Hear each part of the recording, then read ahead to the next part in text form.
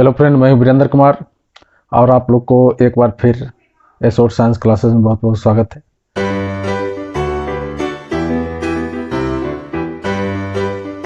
आज इस वीडियो में मैं जो पिछले वीडियो में बताया था उससे आगे एक्सप्लेन करूंगा। पिछले वीडियो में मैं क्लास 10वीं के प्रकाश के परावर्तन चैप्टर को शुरू किया था और मैं बताया था कि प्रतिबिंब कैसे बनती है और प्रतिबिंब कितने प्रकार का होता है, यहाँ तक मैं बताया था। आज उससे आगे तो एक बार फिर थोड़ा सा रिपीट कर देता हूँ कि वस्तुओं का प्रतिबिंब परावर्तन के बाद किरणों के वास्तविक में एक दूसरे से मिलने या मिलते हुए प्रतीत होने में बनती है। और इस प्रकार प्रतिबिंब दो प्रकार की होती है, एक वास्तविक प्रतिबिंब, एक होता है वास्तविक प्रतिबिंब यानी रियल इमेज, और दूसरा होता है काल्पनिक प्रतिबिंब। काल्पनिक प्रतिबिंब या इसको कहते हैं वर्चुअल इमेज। ये सब मैं पिछले वीडियो में बता चुका हूँ, तो मैं यहाँ सिर्फ एक बार आपको रिवाइज करा देता हूँ कि किरणों के वास्तविक कट होने से जो प्रतिबिंब बनते हैं वो वास्तविक प्रतिबिंब होते हैं। वास्तविक प्रतिबिंब को पर्दे पर उतारा जा सकता है, पर्दे पर प्राप्त किया जा सकता है। काल्पनिक प्रतिबिंब जो होती है उसे पर्दे पर प्राप्त नहीं किया जा सकता है। वास्तविक प्रतिबिंब को हम पूरे इस लाइन से दिखाते हैं या इस लाइन से दिखाते हैं, लेकिन इसको डॉटेड से दिखाते हैं। वास्तविक प्रतिबिंब के किरणों को मिलना डॉटेड लाइन से दिखाते हैं। तो ये सब मैं आगे भी चर्चा करूंगा जब प्रतिबिंब आपको किसी मिरर में बनने लगेंगे, तो एक बार फिर इसकी चर्चा करूंगा। तो आज मैं बता रहा हूं समतल दर्पण से प्रतिबिंब का बनना। सबसे पहली बात है कि दर्पण क्या है। दर्पण एक वैसा सतह है जिसका एक भाग पॉलिश होता है और दूसरे भाग चमकीला होता है। तो चमकीले भाग पर प्रकाश पड़ने के बाद प्रकाश परावर्तित हो जाती है और उसके परावर्तन के फलस्वरूप जो प्रतिबिंब बनते हैं वास्तविक या आभासी, उसको हम लोग देख लेते हैं या उसको देख पाते हैं, उसी को हम लोग कहते हैं दर्पण। दर्पण यानी मिरर दो प्रकार की होती है, एक होती है समतल दर्पण और दूसरी होती है गोलीय दर्पण। तो समतल दर्पण क्या है? जिसका सतह, जिसका रिफ्लेक्टिंग सरफेस यानी जिस पर प्रकाश की किरणें टकरा के लौटती है वो समतल होता है, उसे हम समतल दर्पण कहते हैं। Plane mirror is that mirror whose reflecting surface is plane, this is called plane mirror. इसका देखिए इस सतह समतल है, इसको समतल दर्पण कहते हैं। और गोलीय दर्पण वो होता है जिसका एक भाग कर्व होता है, एक भाग जो किसी गोले का भाग होता है। किसी गोले को काट देने के बाद, यहाँ से काट दीजिए तो देखिए कैसा हो जाता है, इस तरह का। तो इसमें क्या होता है, गोले में अंदर वाला सतह धंसा हुआ होता है और ऊपर वाला उभरा हुआ होता है। अगर अंदर वाले सतह को पेंट कर दें तो ये चमकीला सतह हो जाएगा। तो ये चमकीला सतह होने पर जो उभरा हुआ भाग है इसको उत्तल दर्पण कहेंगे।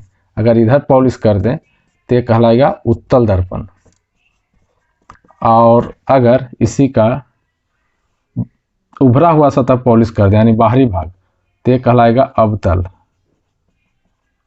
दर्पण ये कहलाएगा।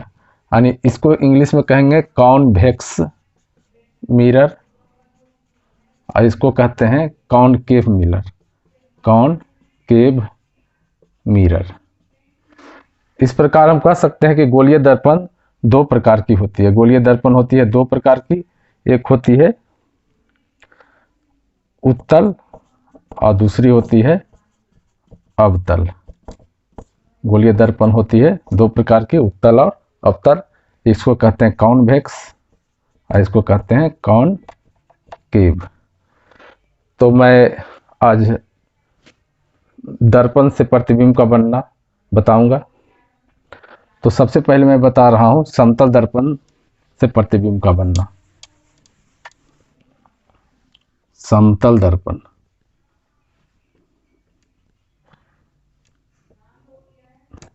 यानी प्लेन मिरर। प्लेन मिरर क्या है? वैसा दर्पण जिसका रिफ्लेक्टिंग सरफेस यानी परावर्तक सतह समतल हो, उसे समतल दर्पण कहते हैं। हम लोग जो घर में यूज करते हैं ज़्यादातर, सुबह उठकर सबसे पहले जो जिस दर्पण को देखते हैं वे सब समतल दर्पण ही होती है, क्योंकि उसके परावर्तक सतह समतल होते हैं। तो समतल दर्पण देखिए, ये है समतल दर्पण, इसका परावर्तक सतह क्या है? समतल है। तो समतल दर्पण क्या होती है? समतल दर्पण में प्रतिबिंब कैसे बनता है, थोड़ा उस पर देखें। मान लेते हैं कि यह एक समतल दर्पण है, ए बी एक समतल दर्पण है। यहाँ पर कोई वस्तु है ओ, तो इस वस्तु से दर्पण पर आने वाला प्रतिबिंब की किरण इस तरह से पड़ेगी। सीधे आने वाली किरणें सीधे ही लौट जाएगी, क्योंकि परावर्तन के नियम से किसी कोण से आकर जब आती है किसी कोण से, यानी आपतित किरण का आपतन कोण कुछ होता है तो परावर्तन कोण उतना ही होता है, लेकिन ये लंबवत आने वाली किरणें लंबवत ही लौट जाती है। उसके बाद मान लेते हैं दूसरा किरण ये आया, तो एक किरण भी परावर्तन के बाद लौट जाएगी। देखिए, ये आपतित किरण और परावर्तित किरण दोनों समान कोण बना के लौट जाएगी। अब देखिए, इस एक किरण जो यहाँ से आई है, इसको अगर पीछे की ओर बढ़ाते हैं तो उतनी ही दूरी, जितना दूरी ये है उतना ही दूरी पर यहाँ पर इसको कल्पना करते हैं। दूसरी किरणें जो यहाँ से टकरा कर लौटी है, वो लौटने वाले किरण को भी अगर आगे हम बढ़ाते हैं सीधा, तो देखिए, तो जहाँ पर किरणें मिलती हुई प्रतीत हो रही है, एक किरणें और एक किरणें जाने वाली, यानी परावर्तित किरण जहाँ पर मिलती हुई प्रतीत होती है, वहीं पर वस्तु का प्रतिबिंब दिखाई पड़ता है। यानी समतल दर्पण के सामने अगर वस्तु ओ को यहाँ रखें तो उतनी दूरी पर इसका प्रतिबिंब मान लेते हैं ओ डैश, इसका प्रतिबिंब ओ डैश नाम दे देता हूँ, ओ डैश बन रही है, इसको हम इसका नाम सी देते हैं।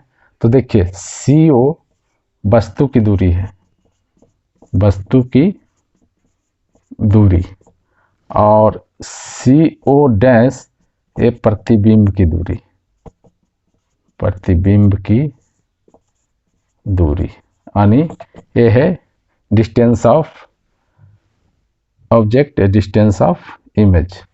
लेकिन यहाँ एक चीज देखिए, ये जो प्लेन मिरर से इमेज बनी है वो डैश, ये क्या रियल बनी है कि वर्चुअल? वास्तविक में एक किरणें और एक किरणें आपस में मिली नहीं है, ये इधर से आके इधर लौट गया, इधर से आके इधर लौट गया, मिला कहाँ? दोनों कहीं नहीं मिली है।